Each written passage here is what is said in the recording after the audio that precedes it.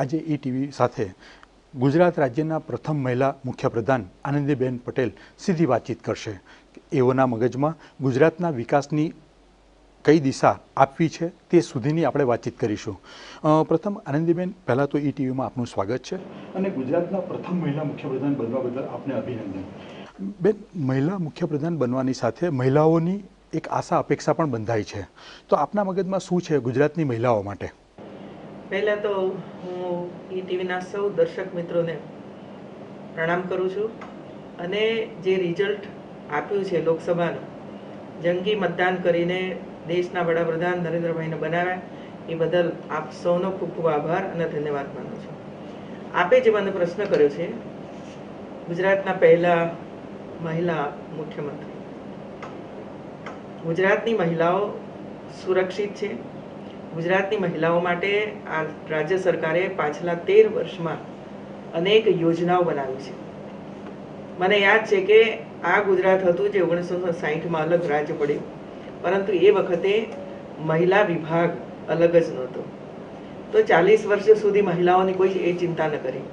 માત્ર ભારતીય જનતા પાર્ટીની સરકારે અને નરેન્દ્રભાઈ મોદીના માર્ગદર્શન હેઠળ સૌથી પહેલો મહિલા બાલ કલ્યાણ વિભાગ અલગ બનાવ્યો અને ત્યાર પછી અનેક યોજનાઓ, આરોગ્ય વિભાગ, શિક્ષણ વિભાગ, કૃષિ વિભાગ, બધાની અંદર અનેકવિધ યોજનાઓ બનાવી છે। ભવિષ્યની અંદર પણ અમે યોજનાઓ બનાવતા જઈશું અને ગુજરાતની નારી શારીરિક રીતે, આર્થિક રીતે અને શૈક્ષણિક રીતે સમૃદ્ધ બને એના માટેનો પ્રયત્ન કરશું। બેન, હવે આવતા જ મહિને ગુજરાતનું બજેટ પણ છે, તો એમાં શું ગુજરાતની મહિલાઓ એવી અપેક્ષા રાખી શકે કે એના માટે કંઈ ખાસ કોઈ જોગવાઈ થઈ શકે? એક તો બજેટમાં અમે જોગવાઈ તો કરવાના છીએ, પરંતુ શું જોગવાઈ કરશું એ હું બોલી નહીં શકું, પરંતુ મહિલાઓ માટેની યોજનાઓ બનાવવા માટે અત્યારે અમારો વિભાગ કાર્યરત બન્યો છે અને ઘણી નવી યોજનાઓ મહિલાઓ માટે આવશે। બેન, ગુજરાતનું વિકાસ મોડલ સમગ્ર દેશમાં જ એક ચર્ચાનો વિષય બન્યું છે। હવે આ વિકાસ મોડલ તમે કેવી રીતે આગળ ગુજરાતનું વિકાસ મોડલ આગળ વધારશો? જે કંઈ યોજનાઓ અત્યારે પાઇપલાઇનમાં છે, કેટલાકને માત્ર એની ચર્ચાઓ થઈ છે, એ બધી જ જે યોજનાઓ છે એને અમે એન્ડ લેવલ તક લઈ જઈશું। દાખલા તરીકે અમારી મેટ્રો, તો મેટ્રો હવે તો શરૂ નથી થયું, એનો ડીપીઆર બન્યો છે, દિલ્હીમાં ગયો છે અને એની જેવી મંજૂરી મળશે કે તરત જ અમારું કામ શરૂ થશે અને એને સમય મર્યાદાની અંદર પૂર્ણ કરવાનો પ્રયાસ કરશું। એવી જ રીતે સૌની યોજના, સૌરાષ્ટ્રની જલધારા, અને એ પણ અમે સમયસર પૂરી કરીશું।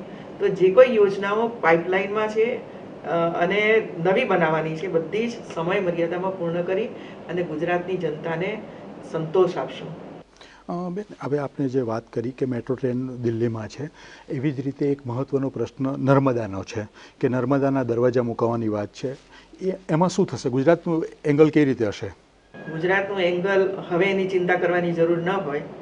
નરેન્દ્રભાઈ જેના માટે પ્રયાસ કરતા હતા, હવે ખુદ નરેન્દ્રભાઈ જ્યારે દેશના વડાપ્રધાન બન્યા હોય અને એમને આ બધી જ ચિંતા છે જ, અને કિસાનોની જેના હૃદયની અંદર લાગણી પડેલી હોય તો એને તો પહેલી જ પ્રાયોરિટી એ આપવાના છે અને હું માનું છું કે ટૂંક સમયની અંદર દરવાજા મૂકવાની પરમિશન મળશે અને જેવી પરમિશન મળશે એવી અમારી કામગીરી શરૂ થશે અને સમય મર્યાદામાં કામ પૂર્ણ કરશું, જેથી કરીને છેક કચ્છની ધરતી સુધી વિપુલ પ્રમાણમાં પાણી ખેડૂતોને પીવાના માટે અને લોકોને પીવા માટે અને ખેડૂતોને સિંચાઈ માટે પૂરતા પ્રમાણમાં પાણી પ્રાપ્ત થશે।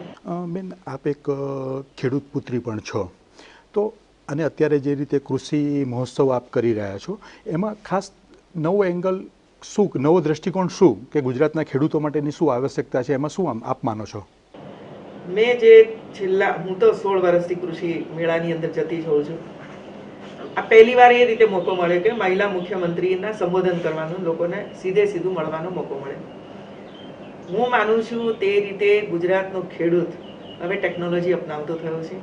એને પણ લાગે છે કે હવે ડ્રીપ ઇરિગેશન આપણે વધારવું જ પડશે, એના માટે પણ એ કટિબદ્ધ બન્યો છે અને જે કૃષિના ઋષિ છે એ લોકો પણ પોતપોતાના વિસ્તારની અંદર ખેડૂતોને તૈયાર કરી રહ્યા છે।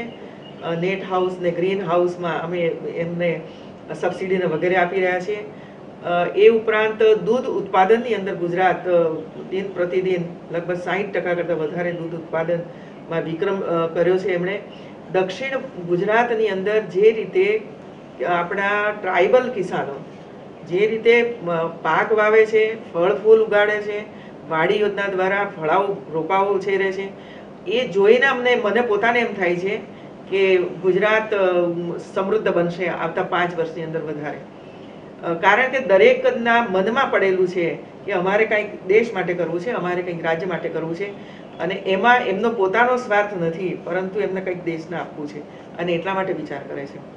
બીજું, જે રીતે પશુઓની સારવાર થઈ રહી છે, હું કલ્પના નહોતી કરી શકતી કે એમના ગાય, બળદ, ભેંસ એ કેવા પ્રકારના રોગોથી પીડાતા હોય છે, અને જે રીતે ઓપરેશનો અમારા ડૉક્ટરો કરી રહ્યા હતા.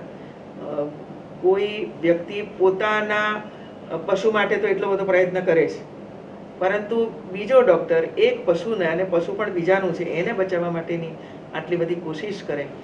હું માનું છું કે હું તો આપના માધ્યમ દ્વારા જણાવવા એ માગીશ કે જેટલા ઓપરેશનો થયા છે એમાં પહેલાં પશુ કેવું હતું, ઓપરેશન થયા પછી પશુ કેવું બન્યું છે, એના બંનેનો તફાવત મીડિયાના માધ્યમ દ્વારા પબ્લિકને બતાવવું જોઈએ કે આ રાજ્ય સરકાર કરી રહી છે. અબોલ પ્રાણીની સેવા કરવી એ દરેક વ્યક્તિના માટે ઇમ્પોર્ટન્ટ છે. બેન, આપ શિક્ષણના માધ્યમ સાથે બી જોડાયેલા રહ્યા છો. એક શિક્ષક તરીકેની ભૂમિકા ભજવી છે, એક પ્રિન્સિપાલ તરીકેની પણ ભૂમિકા ભજવી છે, અને હવે ગુજરાતના પ્રિન્સિપાલ તરીકેની પણ ભૂમિકા ભજવી રહ્યા છો. ત્યારે કેળવણીકાર તરીકે, અને હવે જ્યારે નવી અત્યારે શૈક્ષણિક સત્ર ચાલુ થયું છે, આપણે પ્રવેશ ઉત્સવ કરીએ છીએ, તો આ વખતેના પ્રવેશ ઉત્સવમાં ખાસ વિશેષતા શું હશે? અમે 2 વિશેષતા રાખી છે. એક તો 7મા ધોરણમાં આવેલા તમામ બાળકો 8મા ધોરણમાં પ્રવેશ પામવા જોઈએ. 8મા ધોરણમાં જે બાળકો આવ્યા છે એ સેકન્ડરી સ્કૂલ એટલે 9મા ધોરણમાં ફરજિયાત દાખલ થવા જોઈએ. બીજું, જે મોડેલ સ્કૂલ, સ્પોર્ટ્સ સ્કૂલ અને સ્માર્ટ સ્કૂલો જે ચાલી રહી છે એની અંદર થોડો વધારો કરવો જોઈએ, અને એ શાળાઓની અંદર વધારે ને વધારે જનભાગીદારી થાય એના માટેનો પ્રયાસ કરવો જોઈએ.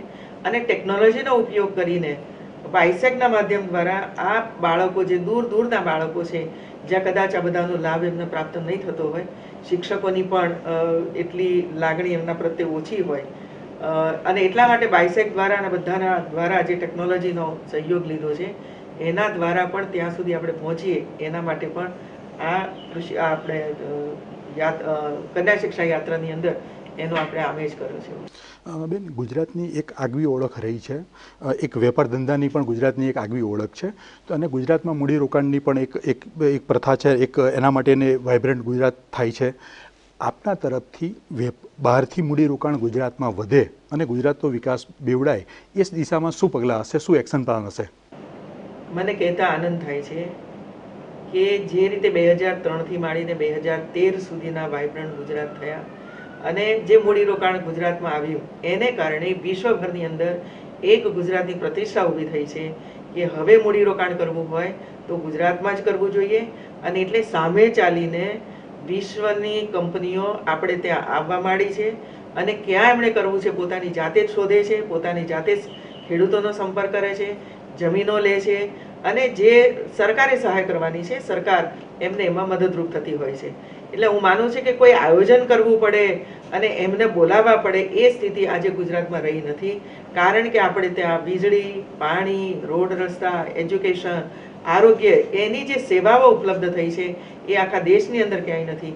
અને એટલે ગુજરાતમાં મૂડીરોકાણ કોઈ મેનેજ કર્યા વગર પણ મૂડીરોકાણ આવી રહ્યું છે. બેન, હવે એક પોલિટિકલી ખાસ કરીને જ્યારે જોવા જઈએ, તમે જે કીધું કે 2012માં અને 2014માં ભાજપના કાર્યકરોએ એક ઐતિહાસિક ભાજપ માટે કામ કર્યું છે અને એને એક લીડ અપાઈ છે, તો કાર્યકર્તાઓનું શું? કાર્યકર્તા દેશ માટે કામ કરે છે, કાર્યકર્તા જનહિત માટે કામ કરે છે. એ કંઈક મળી જાય એના માટે કામ નથી કરતો. કાળી મજૂરી કરે છે, 45 ગરમીમાં પણ ગામડાઓ ખૂંદતો હોય છે અને કામ કરતા હોય છે. એટલે કોઈ કાર્યકર્તાને એ માત્ર મને કંઈક મળે તો જ હું કામ કરું એવી કોઈ ભાવના ગુજરાતના કોઈ પણ કાર્યકર્તાની અંદર રહેલી નથી.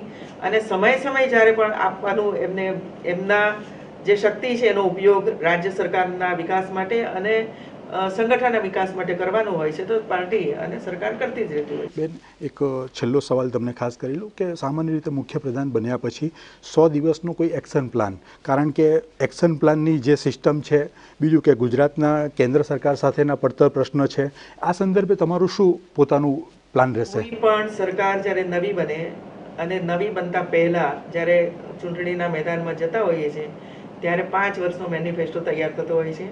એ મેનિફેસ્ટાની અંદર જે કંઈ લખ્યું હોય છે એ 5 વર્ષની અંદર પૂર્ણ કરવાનું હોય છે. એટલે મેનિફેસ્ટો કદાચ તમારા બધાના માટે હશે, પરંતુ અમારા માટે 100 દિવસનો નથી હોતો. મેનિફેસ્ટો 5 વર્ષનો હોય છે. અને રાજ્ય સરકારે જે 2012ની ચૂંટણીમાં મેનિફેસ્ટો બનાવ્યો છે એની અંદર જે કંઈ ગુજરાતના પ્રજાજનોને આપવાનું છે, ગરીબોને આપવાનું છે, મહિલાઓને આપવાનું છે, એ બધું અમે પૂરું કરીશું. ઓકે બેન, ઈટીવી સાથે વાતચીત કરવા બદલ આપનો ખૂબ ખૂબ આભાર. રાજ્યના મુખ્યપ્રધાન આનંદીબેન પટેલે સ્પષ્ટ કર્યું છે કે ગુજરાતનો વિકાસ અવિરત ચાલુ રહેશે અને ગુજરાત નવા આયામો સર કરશે. ધન્યવાદ સૌને.